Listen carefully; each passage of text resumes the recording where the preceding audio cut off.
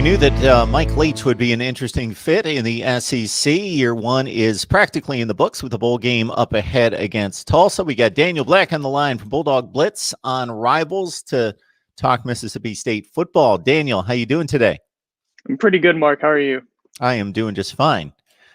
So if we look upon 2020, I got to say one of the more interesting twists and turns would have come right out of the gate in Death Valley, where Mississippi State goes up against the defending national champions. We knew that LSU wouldn't be quite as good as they had been, but still an LSU type of talent. And right out of the gate, Mike Leach, how was the fit in the SEC from a passing standpoint? KJ Costello and company rip up the Tigers for 623 yards and win in Death Valley in an upset. And then it all comes crashing down after that. So what in the world happened there regards to Mike Leach's approach, the passing game, and its effectiveness in the SEC? Well, I think it was a combination of a few factors, one of which we didn't know until later on in the season.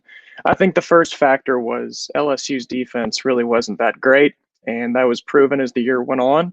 And secondly, it goes more along with LSU as well. I think they were just running the wrong defensive scheme against Mike Leach's offense, and this was proven as the year went on. You want to run sort of a zone scheme, maybe rush 3, drop 8, whereas LSU was basically running man the entire time, and it caused Mississippi State's wide receivers to run right past their DBs for easy completions and easy touchdowns, and many times. And LSU, they were the first team on the schedule, so they learned the hard way. They were the first victim of the Mike Leach air raid. But as the season went on, the SEC defenses started to catch on, and it was proven the next week. You have Mississippi State, as you mentioned, scoring 44 and throwing for 623 yards in LSU. And the next week, State can barely have a pulse on offense, only scoring 14 against Arkansas. And that's because they were going against a really good defensive coordinator in Barry Odom, and a feisty group who ended up, even though only winning 3 games, exceeding many people's expectations, including mine. And then from then on out, against Kentucky, against Texas A&M, against Alabama, Mississippi State's offense was stifled because the defenses were running that same defensive scheme, the zone rush 3, drop 8. It caused Mississippi State's offense to hit a bit of a stalemate. But also Mississippi State's team as a whole, looking past just an offensive scheme, was sort of in a bit of turmoil. I think that there were some players, when you look at Mike Leach, first of all, he's a coach, arguably the most stubborn coach in college football. He wants things run his way, and if you don't do things his way, he doesn't want you. And that was proven throughout the season, as there were tons and tons and tons of opt-outs and players entering the transfer portal. I mean, Mississippi State's best offensive weapon, Kylan Hill, opted out in the middle of the season. And I'm not there. I'm not within the program. I don't know Mike Leach. I don't know the players, so I can't say this for certain. But it seems like some of the players who didn't fully buy into Mike Leach, once they left, and despite the fact it was a very patchwork small group, once you had that small group of players who truly wanted to buy into Mike Leach, the team started to play well, because you have a 3-game stretch in which State cannot move the ball against Arkansas, Texas, or a 4-game stretch, Arkansas, Texas A&M, Kentucky, and Alabama. And then you nearly go to Athens and beat Georgia. You nearly beat Ole Miss.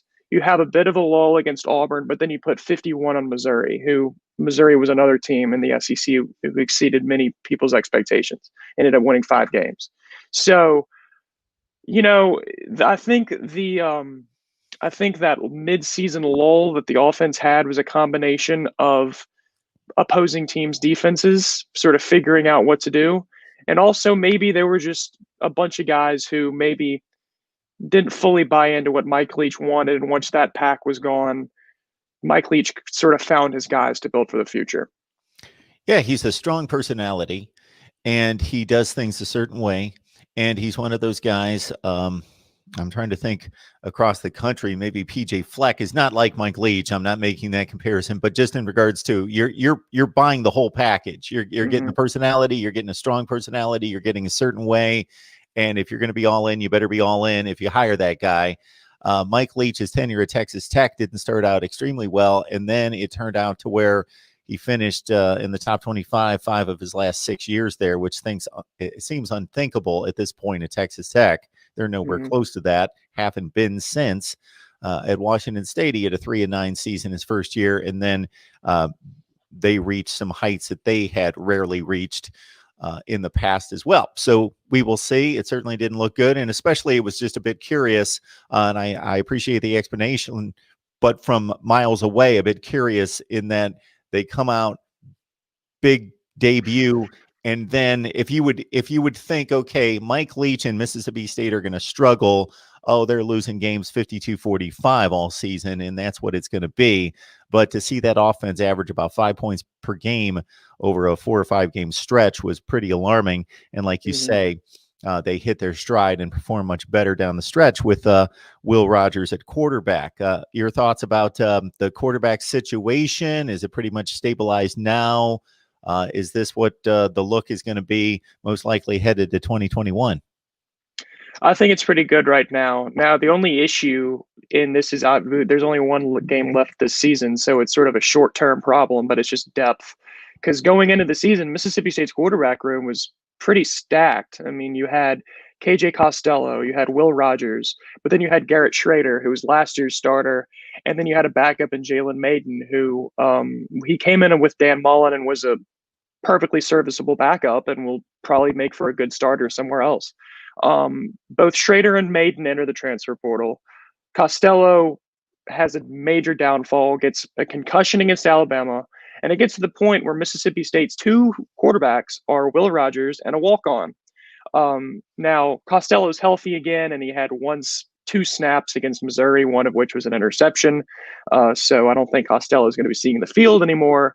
But for right now, the quarterback situation's fine. Will Rogers is someone who has done, as only a true freshman, has done a quite remarkable job running this offense. The offense, as you mentioned, has found sort of a new stride when Will Rogers started over KJ Costello.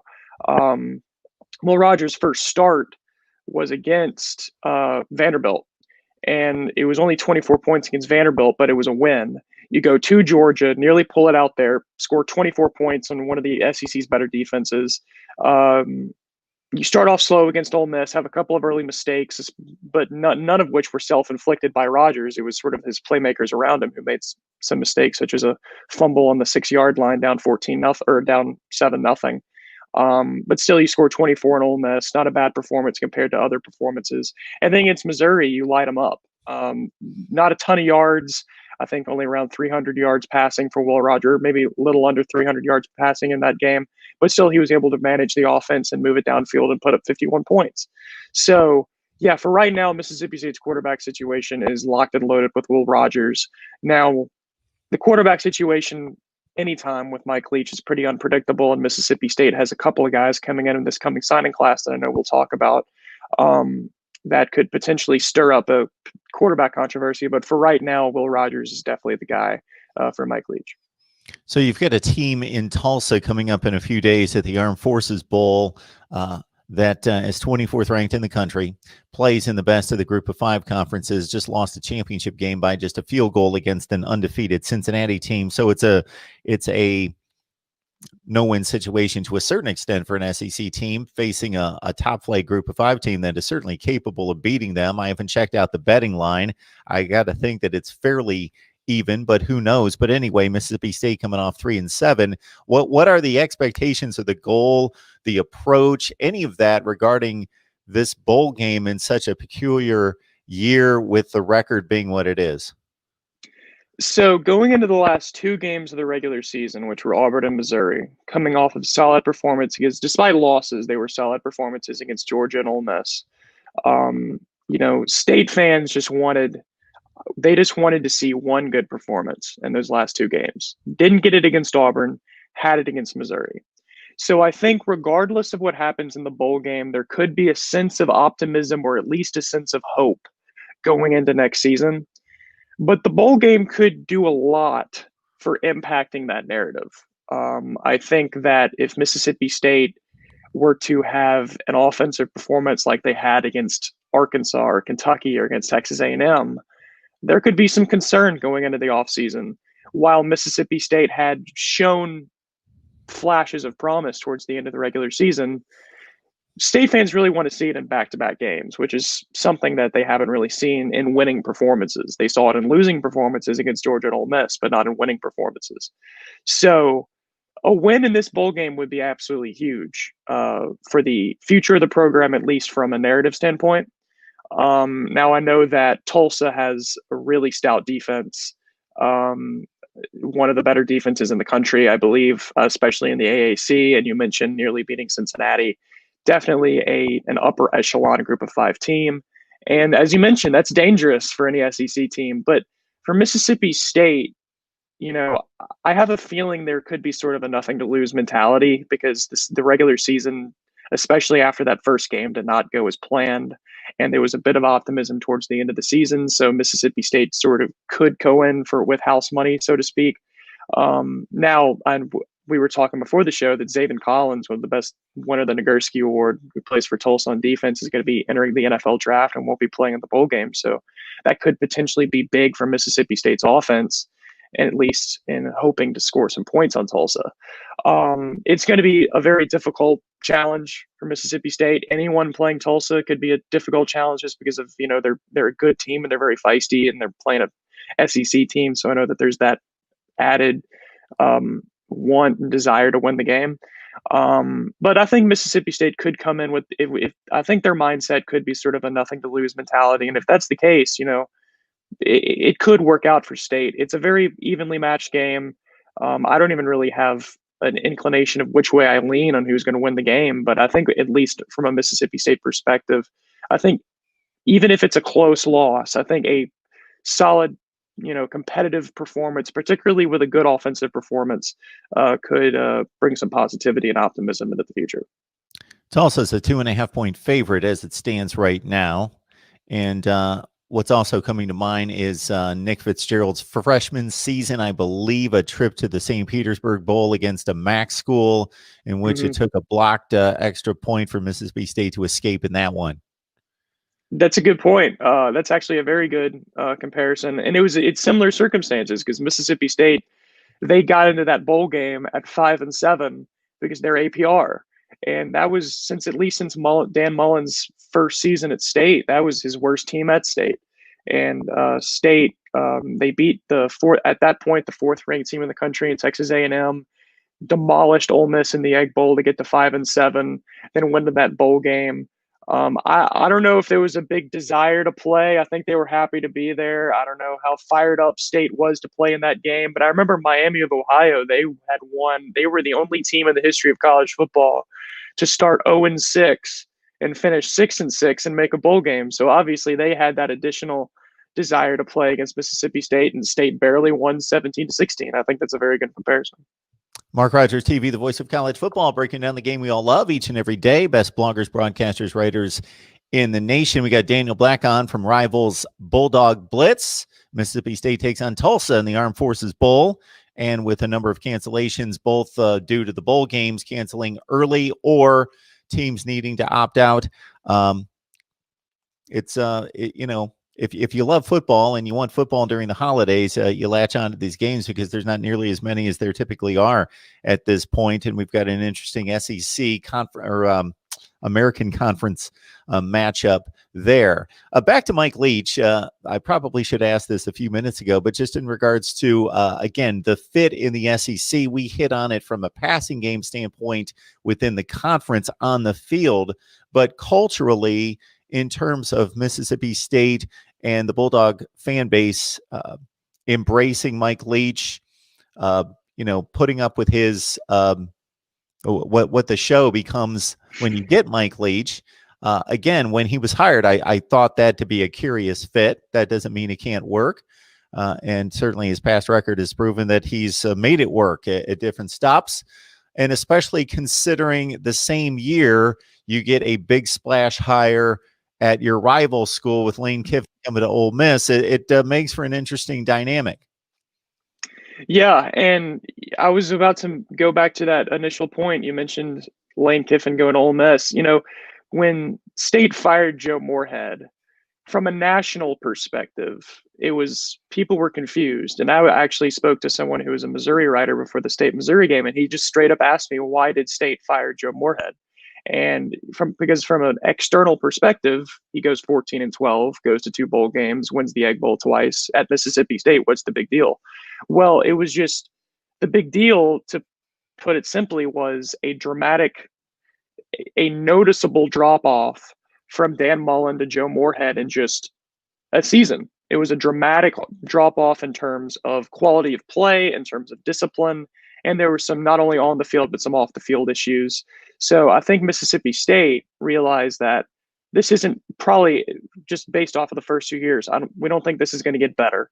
We might as well delay the inevitable and get rid of Joe Moorhead now. So if you get rid of a coach who's been to 2 bowl games in 2 years and has a winning record in those 2 years, what does State have to do?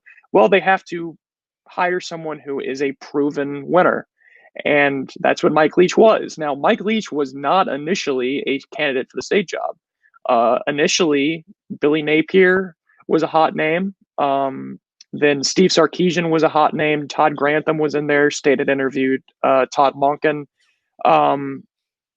or Jeff Monken. Whichever one is the Monken brothers is at Army. But so what did State have to do? They went and interviewed Mike Leach, sort of just as a, we might as well. And Leach had interest, so State decided to hire Leach. And at the time, it was Mississippi State fans were absolutely fired up. This is a guy who had been to 16 bowl games in 18 years at small schools, who had not had that success before and really since. Obviously, it's to be determined in Washington State, but in Texas Tech's situation, they haven't had the same success since. And so Mississippi State in the SEC pecking order was a very similar circumstance. So I think Mississippi State fans didn't really care about what Mike Leach, about his off the field antics, as long as he won and he was a proven winner. So, I think the fit there, at least from a fan perspective, was a good one. Now, as the team had struggled, there were some questions, because Mississippi State is a team who is very acclimated to running the ball. And all of a sudden, when you have a coach who throws the ball as many times as he does, there's going to be some angst in the fan base and amongst the Mississippi State supporters, but which there were, especially since the team was losing and the offense was struggling. But regardless, I think a vast majority of the fan base and those who support State, I think they all realize that this is a coach who is a proven winner. And at both of his previous stops, as you alluded to earlier, it takes time for it to get going. So I think from a culture standpoint, from a fit standpoint, it might be kind of odd, but at least from looking at it internally inside the Mississippi State program and with the fan base and supporters and whatnot, I think it's a situation where they're all still on board despite the struggles of this season. As you mentioned, Daniel, it all comes down to winning in terms of the perception, mostly, unless you're in trouble with the NCAA or something like that. And if you've got a Mike Leach and you're winning, he's his own man. He's funny. He's this, he's that. If he's not winning, he's quirky. He's aloof. He's a jerk. If the passing game is working and you're winning, it's innovative, it's creative, it's ahead of the curve. It's what we need to do. It's exciting. It's fun. If it's not working, we don't have a tough team. We got a flag football team. This is not the SEC. This is not SEC kind of football. We need to toughen up and run the ball. So it all comes down to obviously success versus a lack of success. And for Mississippi State fans out there, again, that want some hope, look at Washington State, look at Texas Tech when Mike Leach first took over versus what he accomplished during the very quickly after he got there and for the rest of his tenure in both stops. Got Daniel Black on the line from Bulldog Blitz on Rivals. And, of course, Rivals majors in the recruiting front, and Mississippi State in a situation, of course, where per capita it's one of the best, most talented high school football playing states in the country. The double-edged sword is you've got talent right down the street, and you're smack dab in the middle of the best football talent in the country across the board in the Southeast, but you're vying against the Alabamas and LSUs of the world. Therefore, typically a 31st ranked recruiting class in a lot of conferences is a pretty good haul. In the SEC, it might land you 13th or 14th in the conference, something in that range, probably much better than Vandy and Missouri. So we'll put them in the top 11 or 12, something in that range, Daniel. But to get us beyond the numbers, your thoughts about the class? Well, there have been some mixed feelings, especially because there were some flips on signing day that did not go State's way. Malik Neighbors was one of Mississippi State's top wide receiver targets, and obviously, when you have Mike Leach, you need good receivers. But he flips to LSU on signing day, and then you have a defensive back in MJ Daniels who flips to Ole Miss. But I think it's a situation where if he had flipped anywhere else, it wouldn't have been nearly as big a deal. I think it's just because he flipped to that school maybe an hour up the road. I think that's the only reason why it was such a big deal. But as a whole, what Mike Leach needed to get, especially on offense, he got a number of good wide receivers. He got a good running back, and he got a couple of quarterbacks. One in particular that I know I would love to hit on, and that's Sawyer Robertson. When you have an offensive coach, obviously, and when he first comes in and he gets his quarterback, the phrase is, he's the quarterback of the future. He is the future of the program. And while I think that is a cliche statement, when you look at Sawyer Robertson, you can't help but think this is the guy that Mike Leach wants. First of all, he's from Lubbock, so he's got that familiarity being in Texas Tech territory. But he's a 4-star, one of the top pro-style quarterbacks in the country. He's actually going to be signing to play both football and baseball, although I definitely think football will be where his future holds. But just looking at his stats for this year, just get this. In Texas high school football, probably the best in the country, this season, Sawyer Robertson has 4,244 passing yards, 54 passing touchdowns, and 6 interceptions. He's had 6 passing touchdowns in his last 2 games, 16 passing touchdowns in his last 2 games. It's not bad. So this is the quarterback that Mike Leach signed he also signed a guy named Daniel Greek, who is a 3-star quarterback, someone who's got a lot of potential himself. But Sawyer Robertson is definitely the guy who Mike Leach has been looking at. He was offered by him at Washington State, and it was within maybe 4 or 5 months of Mike Leach being hired at Mississippi State, Sawyer Robertson committed. So he's been in the Mike Leach boat for a little while now. And then you have guys like Theodore Knox and Antonio Harmon, who are both wide receivers, and Jacoby Moore. And then you have a running back in Simeon Price. Offensively, Mike Leach definitely got what he needed, which brings a great deal of promise for the Mississippi State program.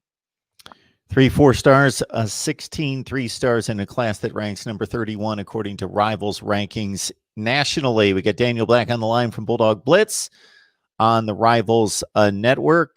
Daniel, we appreciate you stopping by. Enjoy the game, and we appreciate once again the breakdown on the Bulldogs. Thank you, Mark. I appreciate you having me.